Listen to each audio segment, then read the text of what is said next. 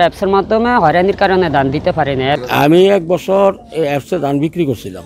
বিক্রি করার পরে ওনারা ধান নিছি, নিয়া কয়না ধান শুকায় না, আবার লইয়া যান, আবার বাড়িতে আনছে, আইনা শুকিয়া আবার নিছি। নেওয়ার পরে দিছে ব্যাংকের চেক লইয়া গেছি, প্রায় 1 টাকা জমা হয় না, আমরা পরে এসে টাকা নিয়ে এই 1 সপ্তাহ 1 মাস পরে গিয়ে আবার টাকা আনতে হচ্ছে। এত বাজার কে করে? এত বাজার দরকার নেই, এমনি আমরা ধান বিক্রি করে ফেলাই। সরকার আমাদেরকে যে রেটটা দিছে, এই রেটটা 1280 টাকা যে রেটটা দিছে, এতে আমাদের উপকার হয়েছে। কিন্তু আগে যে ব্যাপারীরা আমাদেরকে কম দামে নিত, এখন আর সেই কম দামে নিতে পারে নাই, অত কিছু কম নেয় আর কি। কিন্তু আমরা অ্যাপসের মাধ্যমে হয়রানির কারণে দান দিতে পারি না। অ্যাপসে দিলে আমাদের সবচাইতে উত্তম হতো। সরকার যদি এক এরিয়ার মধ্যে একটা গ্রুপ দেওয়া দেয় যে এই লোকেরা ধান কিনবে বা আপনারা বেচবেন, অসুবিধা নেই, ধান অটোমেটিক বেচালে অসুবিধা হবে, এটা সুবিধা হবে।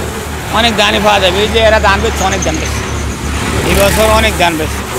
আর যদি সরকার কিনে বা ইয়া দেয়, তাহলে এরা সবসময় খেয়াল রাখবে, হ্যাঁ ওই সরকারের লোকেরা ধান নিবে, আমরা ওপরে দান দিতে হবে। সরকারি কোনো লোক আসলে বা খোঁজখবর না, বা ফিল্ডে যে অফিসার আছে ওনার কাছে মনে করেন কিছু বলে দিলে বা তাহলে আমরা মনে করেন এটা সুযোগ সুবিধা পাবো আর কি। অ্যাপসের আমরা অবশ্য জানি না। সরকার ধান কিনে জানে, কিন্তু কই থেকে কিনে, কিভাবে কিনে, এই সিস্টেম জানা নেই। ব্যাপারীরা মনে করেন 1000 টাকা করে নেয়, আর এমনি মনে করেন না ভিজাটা তো একটু রেট কম হইব। ব্যাপারীরা মনে করেন না আমার কাছে আসে, সরকার তো আর আসে না। সরকার আসলে না মনে করেন সরকারের দিব বা হ্যাগো লোক আইতে হইব, সরকারি লোক আসতে হইব। আর না আইলে তো আর কিছু দেওয়া যায় না। ব্যাপারীরা আইয়া আমার কাছে মনে করেন কৃষকের কাছে আইলি তো পায়, বা আমরাও পাই, তাগর কাছাকাছি পাই, তার জন্য দিয়ে দিই। কৃষকদের অ্যাপসের মাধ্যমে ধান কেনা আমরা শতভাগ চেষ্টা করতেছি। কৃষকের অ্যাপস যেখানে যে উপজেলায় আছে সেখান থেকে সংগ্রহ করার জন্য আমরা চেষ্টা করতেছি কীভাবে ফলাভাবে প্রচারের জন্য লিফলেট গ্রামে গঞ্জে হাটে বাজারে লিফলেট বিলি করতেছি এবং মাইকিং করতেছি।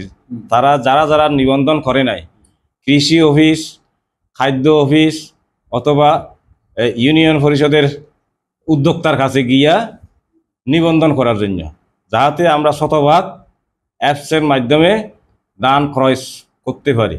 আশা করি এই বছর বাম্পার ফলন হয়ে গেছে। আমরা যে টার্গেট দিয়ে দিয়েছে সরকার, আমাদের সাতপুর জেলার প্রতিটি উপজেলায় আমরা এই ধানটা সংগ্রহ করতে পারবো বলে আমি আশা